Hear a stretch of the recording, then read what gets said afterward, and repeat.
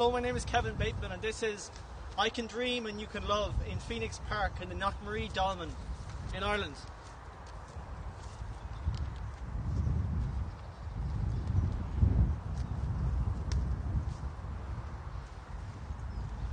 Flame is a relationship. The balance of fire in our mind. Smoke my blood so I can breathe. Now they have people eating underwater.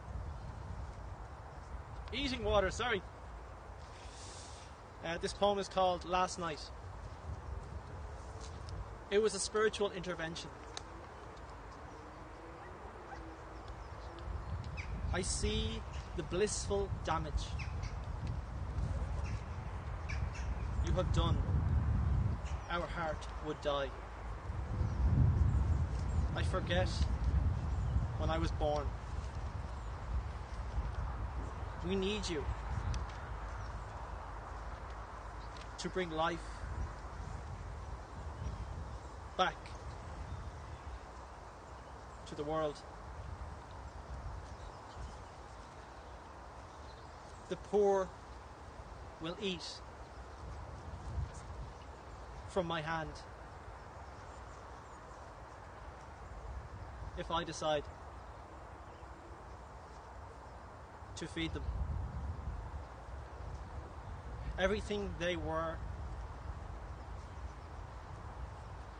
we are now.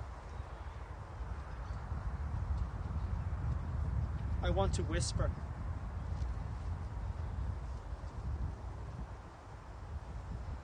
your soul.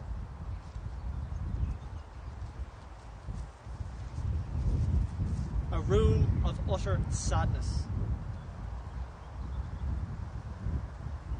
After they ask us to forgive, the blood, the beauty,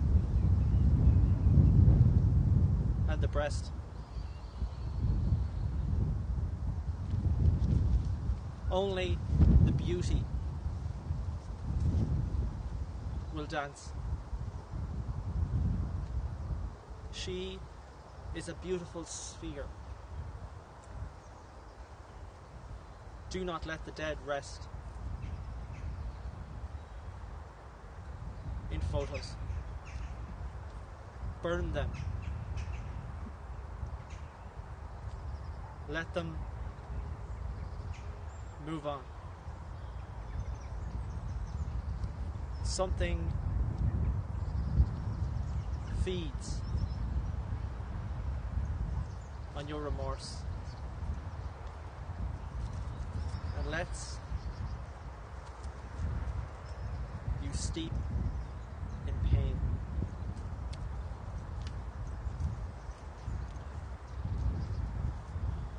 Your power is the beginning, is my beginning. Every dream we have turns into this. The past has become my birth. The rich will sell our bones. Can we change our atmosphere? The Royal Canal connected. You can see that crime is in control of Fairview. A difficult balance between the rich. They sleep there soundly.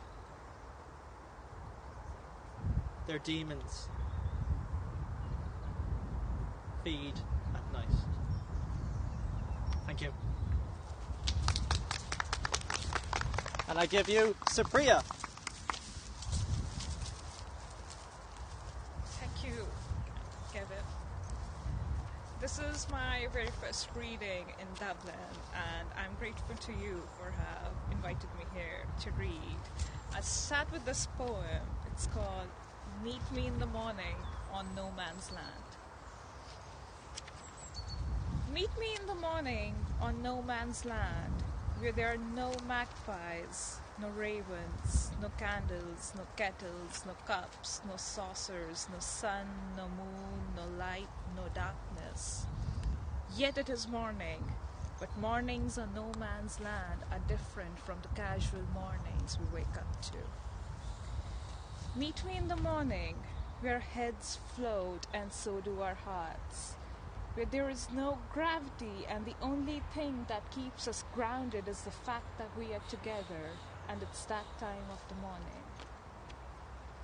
Meet me in the morning when I whisper those floating words into your ears, words that will float in the air but you will float to catch them and I will end up chasing you, floating like those bubbles in the beer we drank last night. Meet me in the morning on no man's land, where our skins lose their color, where we are not white, nor brown or black, but just the shade of a most loved color. I will be lilac and you can be the shade of yellow you like. Everyone will qualify to be a person of color. Meet me in the morning and come as the image I have of you, hand over hand, knee over knee. In that bleeding memory, our bodies are countries we trespass to walk from yes to yes. You convince me if you can substitute an ampersand for a comma, then it belongs there. Meet me in the morning on no man's land. We will create a daisy chain of ampersands on no man's land. My next poem is called In Srinagar. Srinagar is one of my favorite towns in northern India, but it's politically very unstable. And there is this massive lake in the center of the city. It's called Dal Lake, and it has a small island in the middle of it. And there is a very popular tourist attraction there, which is called Char Chinar. Char is the Hindi word for four, and Chinar is the Hindi word for eastern sycamores. So it's like four sycamore trees in the middle of an island where people take the boat from one point to another to get there. But one of those four trees has died and it's not there anymore, but it's still called Char Chinar. And this poem is from there. Someone once might have sat by River Jhelum and cried tears of misfortune. These tears must have dribbled against the ripples of the water of Dal, bouncing the grief back to its holder. I sit couched in a shikara, close my eyes, to picture a panorama where white sheets blanket the bosom of dead bodies that lay supine, drenched in red. One of the four chinars has dried. Is it an advent of the mute mayhem that has pride? My next poem is called Loot. Loot is the Hindi word which means to steal. I've seen you brew goodbye in your mouth. It's G gurgling a nascent cry I hear before your tongue nudges your palate, your lips hanging as if jinxed. In that instant when I scream your name, hush, honey, it was a good try. These half-spoken words have often silenced my silence among the half-eaten rotten words of my youth. One day, in a mountainous Tibetan suburb, when you'll try saying goodbye again, in a new language this time, words spilling out of your mouth like a miscarriage, I'll welcome them through the hubbub of these exiled streets, the home of every conscious lute. I'll finish up with this poem, which is called Sunset at the Ridge. It's set in another of my most favorite towns in northern India, and the town is called Shimla. In the vicinity of the candy-colored Lego houses of Shimla, I stand to savor the scene. The ingredients of the sky cry, colors of clementine rose, a cocktail of melancholy. The air is giddy. The petals of rose smudge the setting sun and its backdrop, and I start to walk back in the dark along the ridge, in a hope to find another version of me, an orange-tinted version of me. Thank you. And I give for you Jasmina Šušić. Good one. Thank you. Okay. Wait, let me find my spot. Okay? I think this is my spot. Yes.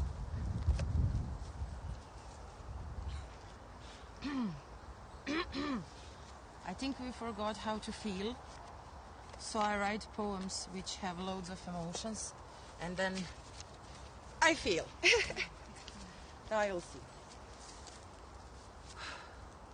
Work, sleep, forget.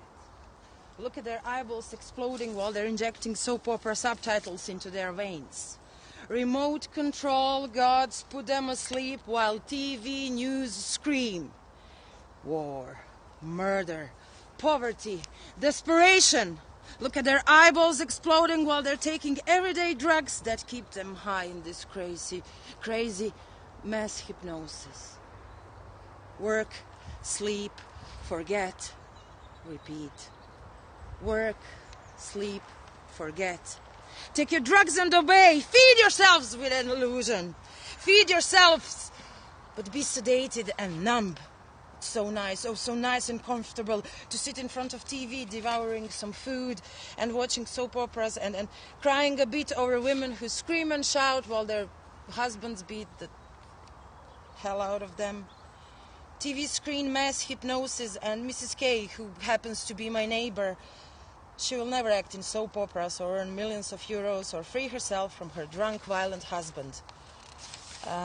She will continue to shoot herself in veins like everyday junkie does, even on an evening when her husband comes earlier from work and beats the hell out of her. Now, I hope I made you uncomfortable. This is just a poem that's supposed to make you a little bit uncomfortable. Now, if the setting is right, I would like to read something gentle. Now, when we're feeling and talking about feelings, and this is what we are doing now, at the moment, I have to say that I have a problem with reading some of the stuff that I wrote that seems very intimate and very, very emotional. And then my one of the mottos in my life is fear but do it anyway. So, I feel very naked reading this, but that's okay. It's called All Hid. Yeah, we're soft animals, but our hearts are weak. Soft shelter of bones and skins and stars and galaxies, all hid inside. You have to fight for every poem that wants to leave you. Soft feathers of bones and stardust, all hid under my arms on the pavement where we chased love high on acid and lucid dreams. All hid consumed by darkness and lack of sunshine. All hid pulsating in my neck like a blood clog. Everywhere, everywhere. All hid. Maybe we are soft animals, but our hearts are weak. And so, after that one, which was, wow, I can do it, and it doesn't feel awkward at all, and the energies here are really nice. And thank you, Kevin, for for making this happen. Now, I fell in love with drum machine, and it's a big love. I've always been writing and scribbling and being creative, and I never thought in my life that I will fall in love in a drum machine and her sound, and that I will start creating some of the beautiful, weird, chaotic music. So, this poem is called Drum Machine. I stayed up until 6 in the morning, and I felt drum machine as an extension of my soul, dissolving ancient codes through the beats, all the kicks and snares from my heart. 120 BPMs being way too slow for what I came to say. 140 maybe.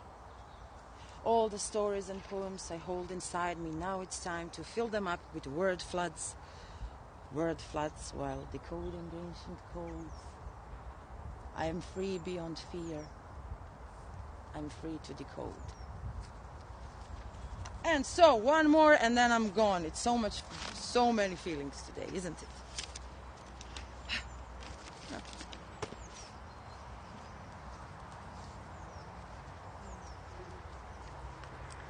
Did you bleed when you kissed the doors of Employment Bureau, finding out that there's no job for you again?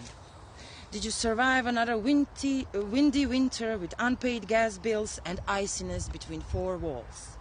Did you find enough coins in your back pocket to buy a loaf of bread, maybe? Did you spit in the face of a cop who arrested you just because you wander around looking subversive and smelling like anarchy and revolution and pot? Did it hurt when the security guy, 2 meters tall gorilla, hit your kidneys with his boots? Hey, Bob, where are these winds that are blowing coming from? How will we survive government's insanity and violence? How will we survive the fact that they are cutting our tongues just because we refuse to remain silent under their plastic skies? How will we fight? You can't fight with a Facebook like. How will we fight inside this chaos of massive brainwashing, corporative hell jaws, protesting by giving birth to unborn children of revolution? Will you turn your key in this moment of awakening?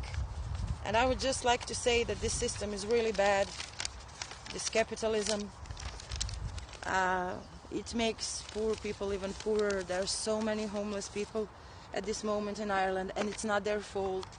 It's just the government doesn't care enough, and it's all about the profit and big corporations and building hotels and making small people seem even smaller. Although I have to tell you, I don't know what's with the expression small people or little people or something like that, because I think all people are great.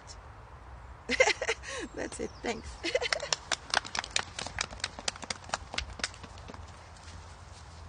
I give for you Damien Donnelly.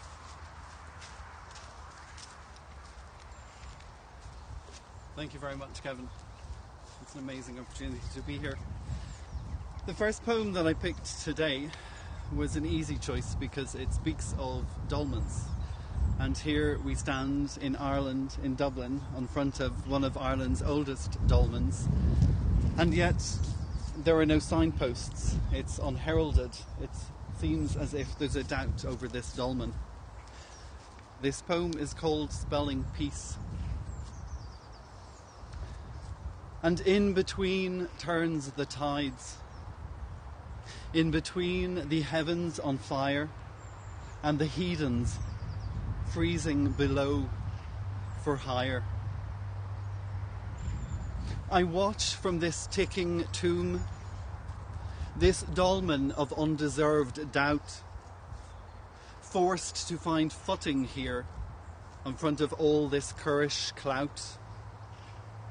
As the sands siphoned from the slithering shore, greedy for the grains that human hands can only hope to hold.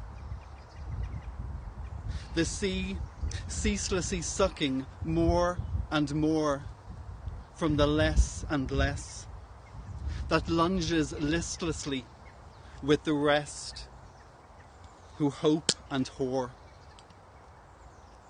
Souls for sale, as selfishly subservient civilians seal another nail in a box of broken bones. Bruised with too many battles, stones have warped on the waves, as time twists tongues into telling tattles. We are no longer ripples, buoyant in our beauty, but grown greedy as we dig the graves we will one day drown in. Never quite trusting the fights that came before us, the truths once worth the marching of boots through the mud. These are the days of the duds. Envy is the new enemy. Celebrity the sought-after salvation, as the hopeful fall to but a handful in front of such talentless damnation. Do the demons derive distraction as we disappear beneath our own destruction? We no longer discern the halo from the horn, nor have we time to stop and mourn. The devil dances in the daylight on Main Street's prime time, and God is a forgotten phony, once heralded in fate, now fated to be nothing more than rate. And still we stand beside the dolmen, dull men, trying to spell peace with the wrong alphabet letters, wondering if time's tides will ever cease, and how many wrongs must we right before we become face to face with our betters. The second poem that I picked is because we are standing here on a tomb where originally 2 sailors were found. We are here celebrating them. We are here because we are their echo. This poem is called Carved In. You are carved upon the lines, carved upon the seat, carved upon the branches and the trees and the roots and the shoots of those trees that stood before you.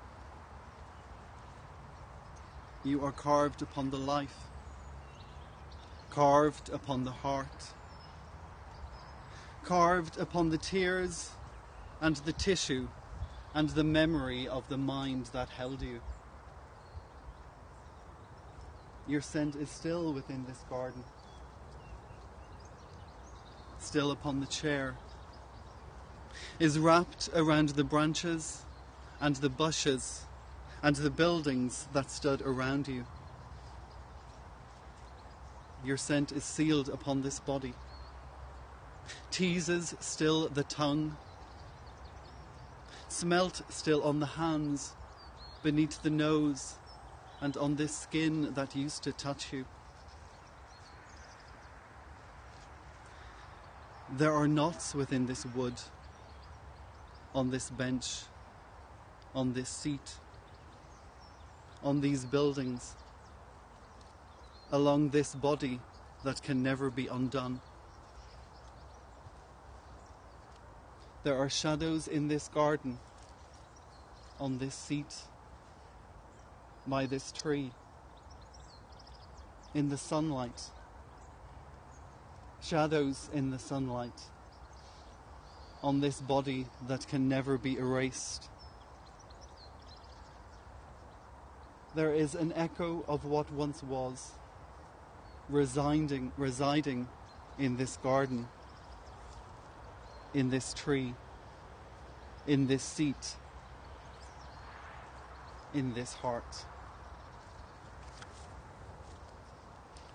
The bodies that they found buried in this tomb, they assume to be sailors, to have been mariners.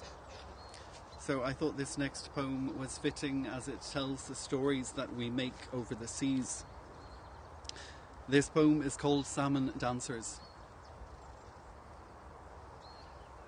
And so swim the salmon against the rising stream, foam flushing against fins as the falcons fly overhead in their fight for freedom.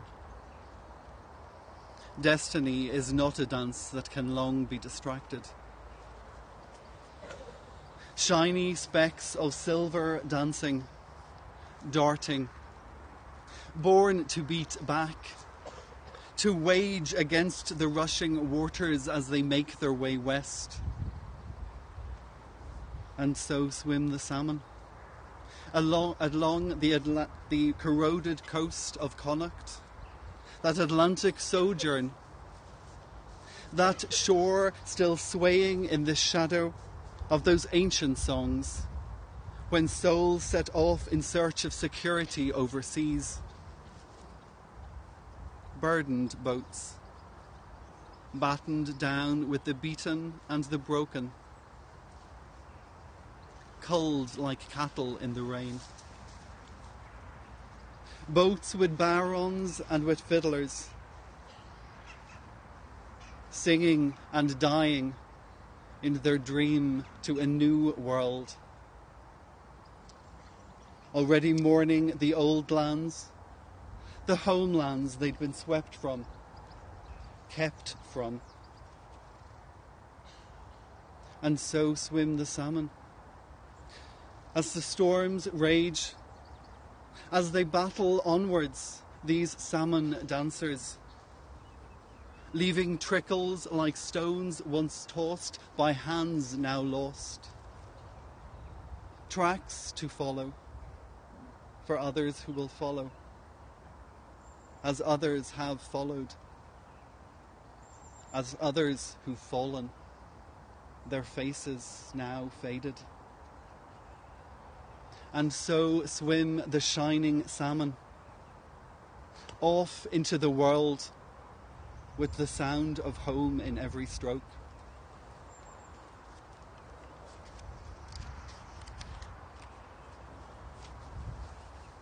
This final poem is called Willful in the Wild.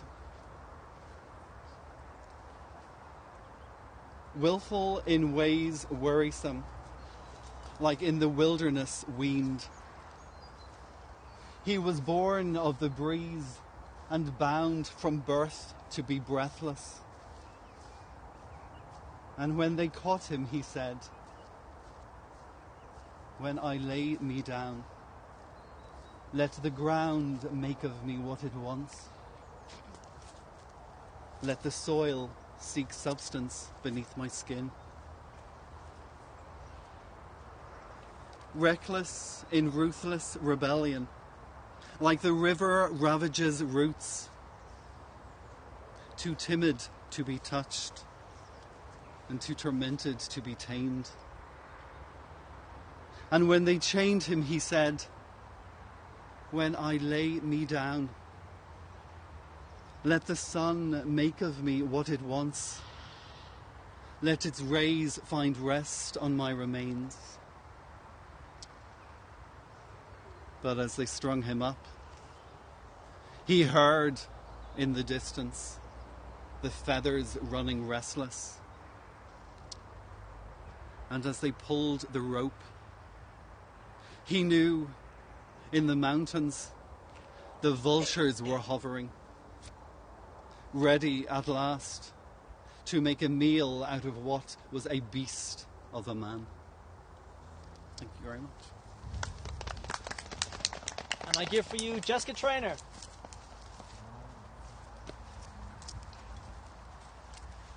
Thanks for this, Kevin. This is amazing. Kevin asked us all to think about, I suppose, the Ireland of today and, things like housing crisis, homelessness crisis, all sorts of things like that. And I was really struck by the really historical nature of this place. I have a great love of history myself, but I'm always interested in the fact that in Ireland, at least, we seem to allow the future to be dictated at times by very negative ideas from the past. So this first poem is called Citizens' Assembly. We called a meeting with the Catholic dead. Got little sense from them, but it had to be done. One woman in mob cap and woolen shawl ranted about peelers, the price of flour. A bewigged man condemned the whoredom that had left him poxed. A fat man took an apoplexy over women's rights, died all over again, while wan adolescents thronged the back, coughing blood. A lechery of priests were first to comment. McQuaid in scarlet stepped forward to speak for us all, owned they could not agree on anything except that no decision should be made without the input of all the faithful departed. Life is too serious a business for those with eyes clouded by a future. And to preface this next poem, I'll just say, repeal the eighth. Tender butchery. As my feet cramp in the stirrups, I consider skin, its layers and mysteries. I consider my own sensation splitting within me and whether I can feel that tear. I think about mementos, about what we can carry home and what we can't. The finest gloves ever made were stitched from chicken skin, so thin they would fold into a walnut shell, so gauzy that the wearer could feel an eyelash light upon them. I am that delicate now, a membrane stretched to encompass all the world. If I could take this moment, I would fold it like those gloves, lock it in a walnut shell, crush it or swallow it whole. The world has no business wearing my skin.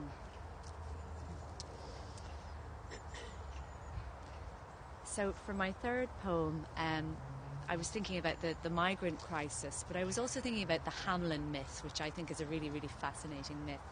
And it struck me, the question struck me, what might happen if the children of Hamelin were to reappear in the Europe of today? Calais. They came back, you know, the children of Hamelin, miles from where they'd disappeared, with the worn air of those who'd walked too long, whose limbs had knit to rope from hunger and great distance. At first we caught glimpses, a face at the crowd's edge, a figure at the campfire standing just beyond the reach of light. Dun rags in the ranks of knock-off Western sportswear. And when we tried to catch them, a strange thing happened. The faces in the crowd merged until the migrants began to look just like the children, wolf-like, hollowed, their eyes all making the same accusation. When the camp went up in flames, we saw them clearly, standing grouped among the burning tents, their revenant gaze, their question, where is home? And I'll finish with a poem called Matches for Rosa, which is about the revolutionary Rosa Luxemburg. But it was inspired by an interview I read with John Berger, the wonderful art critic recently deceased, who spoke about her in the present tense as if she couldn't actually really be dead because she was such a potent spirit. And there's a little epigraph in the poem, and basically John Berger picks up a matchbox and says to the interviewer, "I want to give it to Rosa Luxemburg, who loved birds and flames." And this is Matches for Rosa. This matchbox is a gift for Rosa. I'm sending her a text first, so she'll expect it, where she lives now in a room on the other side of water. Even the dead can light a fire with the right tinder, like these Matryoshka matchboxes, each one hiding a smaller lacquered case and a painted Russian songbird. Perhaps each bird with its slow, deep eyes, its harlequin flashes of scarlet or gold, will be reborn as a phoenix in that other place. Perhaps where the dead live, sparks catch quicker, and maybe in return for my gift, this woman so in love with fire and flight will send her blazing birds to my pyre. Thank you. And I give for you Catherine Ann Cullen.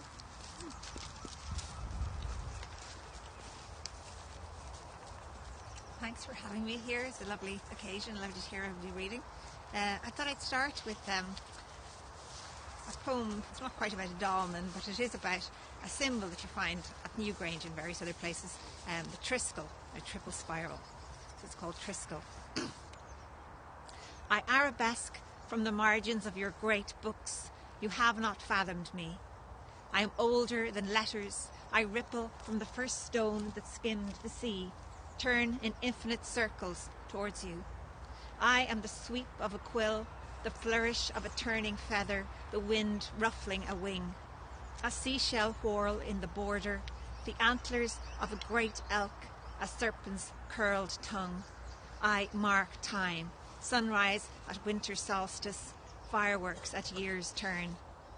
I am the petroglyph at the gateway, the threshold of the passage grave, the portal to elsewhere. The tendril curling towards light eternal, the dark roots of the cosmic tree, her luminous branches. On my 3 legs I hop from Athens to Sicily to Man. Call me Trinacria, on Trevish War, Triskele, 3 in 1, Trinity. I am 3 stools for milking a sacred cow, 3 seats for a fireside of stories, 3 tops spun on the hearth. Find me in the minaret of Samara, on the end papers of the Koran, in the comb of the crowing cock. I whirl in the spill of Hokusai waves, in a Van Gogh skyscape on a clipped dress.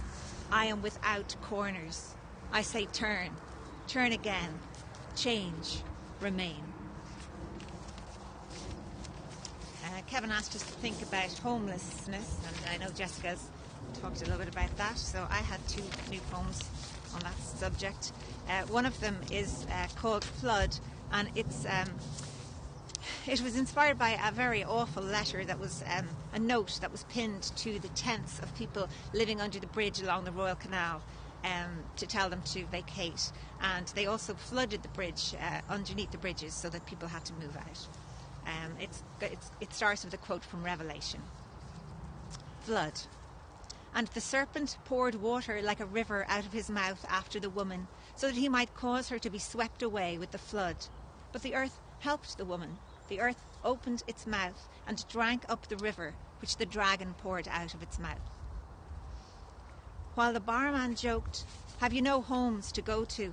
she went down to the Royal Canal and swaddled herself in a damp blanket under Bin's Bridge. Through the fabric she felt the prick of the staple, found the pinned note, mouthed the words in the fractured light. You unlawfully entered onto these lands and set up an encampment. You are trespassing on the banks of the canal, which is a public amenity. We call on you to vacate with your tents and belongings. Unless you comply, we will ask the Garda to take action. By the Royal Canal, without sovereignty, she sank down and wept, for she had pitched her tents and made her songs, for she had no home to go to. And they flooded the walkway under Bin's Bridge, so she might float out of sight on the holed boat of her dreams. Earth, are you there to open your mouth and drink the flood? And this one is called Spike City, and it's about those horrible concrete spikes that people put outside their offices. Spike City. We've made a bed of nails for you outside our head office to discourage you just one more time. Some days you challenge us. We find ourselves stepping over a ragged yogai balanced on the concrete spines. We call it defensive architecture, as though we were under attack from the rough sleeping that our studs will make rougher. There's a spike in homelessness, but it won't pierce the glass edifice where we practice mindfulness every Tuesday at lunchtime. We look straight ahead while a tentative sky stretches over O'Connell Street, trying to make itself comfortable on a giant spike.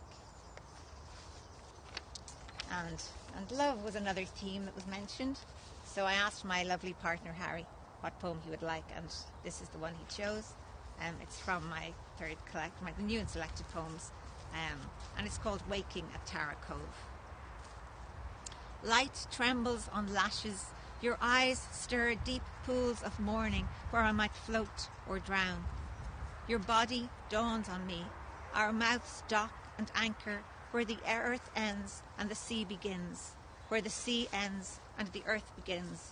We reclaim each other, snatching a space from the time that rushes in, as though this moment of skin on flesh on skin could absolve the blanked out, the blackouts, the sodden sheets, the drunken bouts, the one-night stands, the one-stand nights, the cracks in your heart, the rips in my tights. Holding you now against all we've weighed and wanted, and feeling love tilt the balance on our side, we're still looking into each other's surprised eyes and casting off with a blessing instead of a curse, the ones that should have been better, the ones that could have been worse. Thank you. And I give you Eilín de Paor. Try to say it right. That's all right, you got very close. Eilín de Paor. So just to thank Kevin for bringing us to this place. I live just down the road and I never knew this mound existed, so it's great to be here today. So the first poem I want to read is a little bit about something like that, where you find something at the end of the road that you weren't expecting. Celestine. At the road's end, I met a star-flecked sky. She sucked me up and out of time. Through her wise eyes, I saw reflected my confines. In Ursa Major, felt minority. In Sagittarius, heart's fragility. In Mother Cassiopeia, though, possibility. Across the stellar sprawl, yawning light years hence, beyond fingertips and warm breath reach, past dream, design or cognizance, bloomed untapped essence, latent dew, waiting to be hewn. Laughter through the night air, a gentle kite string tug, reset my trajectory. I traced the homeward path to you, under the watchful gaze of the speckled celestial blue. And so the next poem I was going to read was because we're at a place of burial, and we all have people in our lives who we met in younger years who made a lasting impression on us. Maybe they didn't know at the time, and this is for somebody like that in my life who has since passed on. An Duchtúr. We had legendary swings, you and I. Our Lúsca dizzying, soles just tipping the polished boards, forearms taut, elbows, palms and pivoting spin. You stepped and steered with mechanics of a swan. In the centrifuge, I clutched and clung, eyes wide, hair undone. Later, your dancing days gone, you sat, gaze following, keeping time within. The screen blinked. It took a while for you to type. Lúsca Lú, a Colleen na Gruige Siva. Lúsca Lú a Duchtúr. A smile teased the corner of your eyes and then was lost. Okay, and just to balance the death, I have a poem about new life, which I wrote remembering the first days of my first baby's life in the hospital when we were alone together. So it's a bit of an intimate poem for such an outdoor area, but hopefully you can come with me on the journey. Island life. Captive in the night-dimmed room, the kettle whistling billy boils. Startling after silent womb, your fledgling newborn mammal squalls. Tiny fists volley breasts, urgent gums vice tender flesh. Toe curl wince and breathy gasp, I surrender to each suckling lap. Across the street, a flickering light, the G of Jim's long busted sign, and the same moon as before shines down. On cheeks and toes, you have 10. On your nose, I breathe you in. A head scent hit, feel molecules shift and brain waves switch. Sweet shock, electric heartbeats sink. Flicker on, G, Jim, Im, you do your thing. And the last poem, because all my poems are pretty short, and this is just a tiny poem that I wrote for my kids, and one of the nice things about having kids is that it gives you an excuse to do things that you've always enjoyed but maybe you forgot to do anymore. So this is one like that. The Hunt. Bumble down the Whipple woods through the spring-floored forest. Bring me sticks and stones to mind and skid through mud paths squelching. Speak of shimmerous beasties with furtive scanning gaze. We'll find them if we follow close. Come on, Mum, there's his cave. That's it. Thank you. And I give for you Maeve O'Sullivan.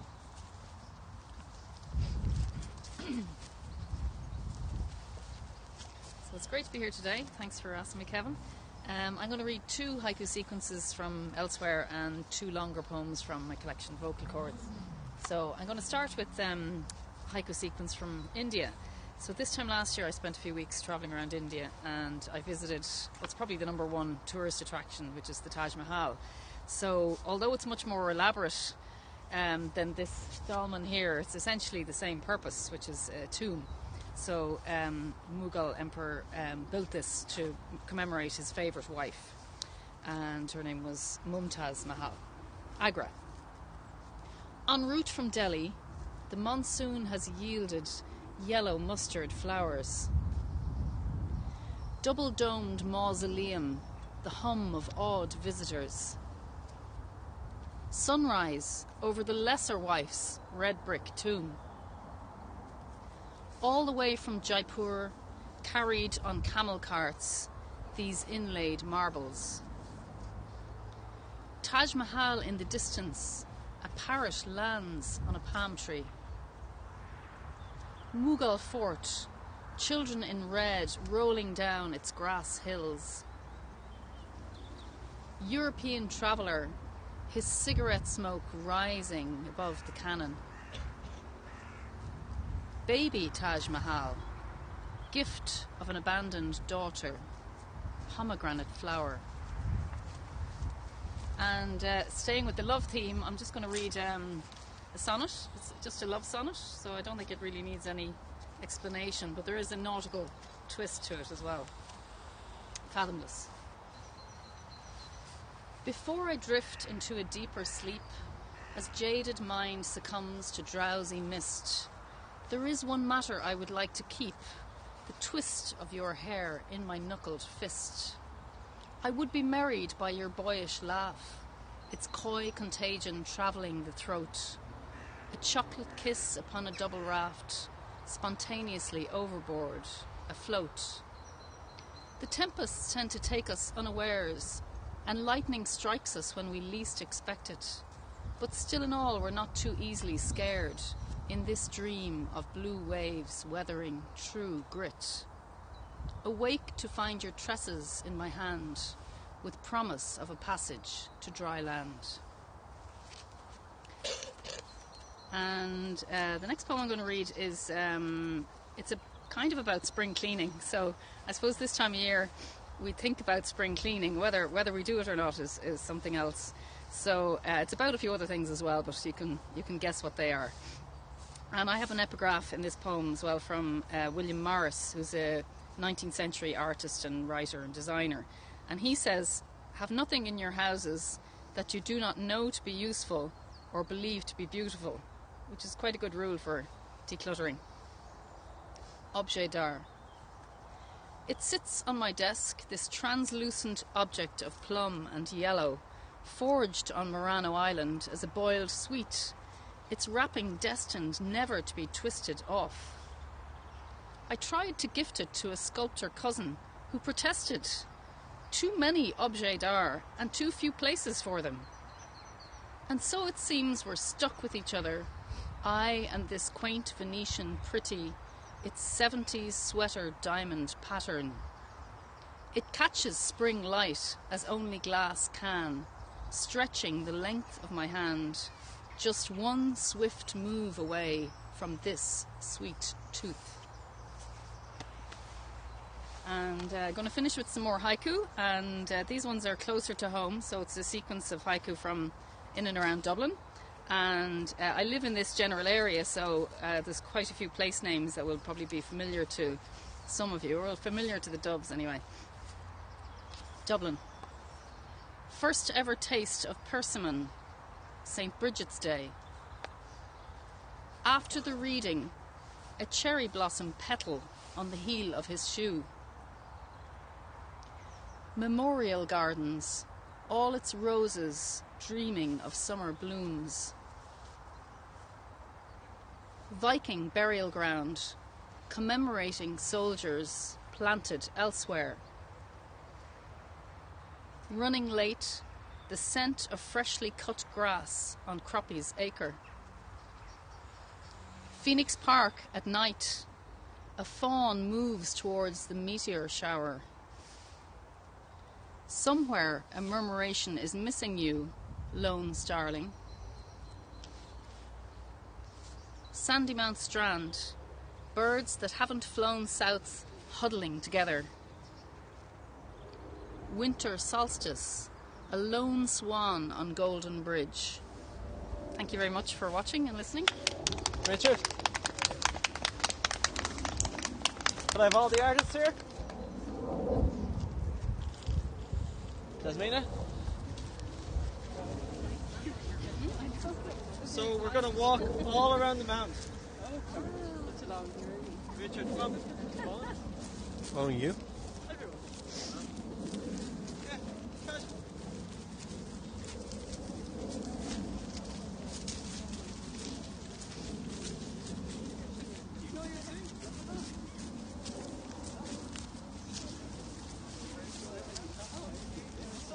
Protest because it's actually built on. So the dolmen is actually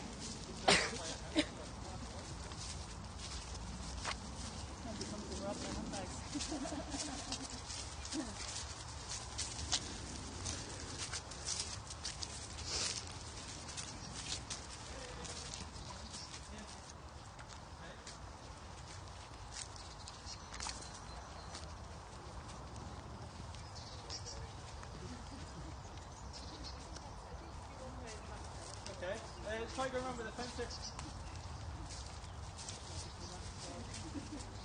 Alright? Yeah. Oh, you're to come too as well, sorry. The guests. I'm an artist in many different ways. So to go here for a second, we're walking around. So, 10 years ago, I heard a story in Parnell Square, in a nursing home, where basically there was people with Alzheimer's. And someone mentioned the mound, and then the whole room went crazy. These were all old people from the 20s or 30s, so you know yourself, and they were all reminiscing about the mound.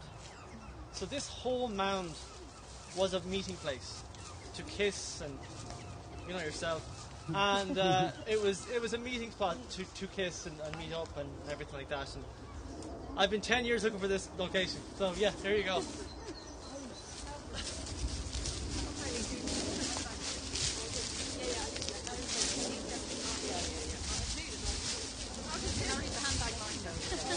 Sorry? I don't know if he knows he is. No, he's got a new job.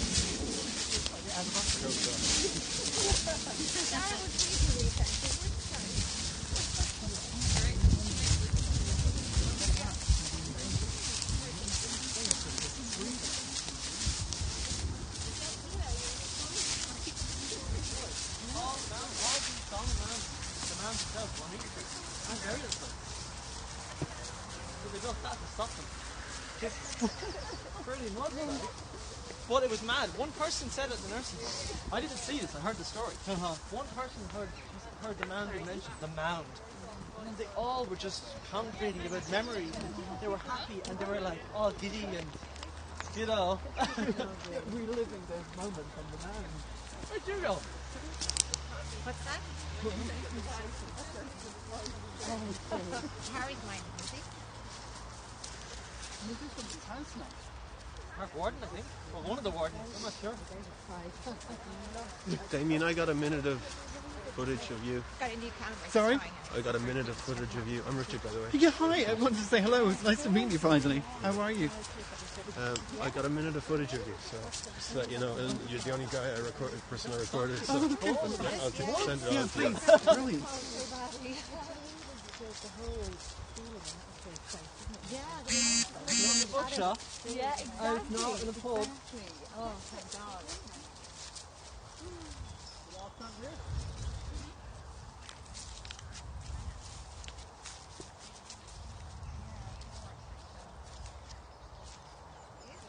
it's a beautiful design. Still there. There's one in Ballybrack, Elizabeth. Yeah, we were at a wedding there. The one in Ballybrack. Do you remember Harry? We're all here? Angela, Amand and Richard. I think sadly not married. That's right. We're all here?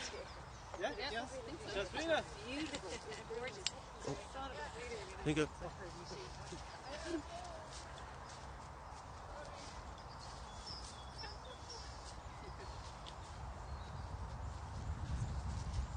That's all right. I'll puddle in.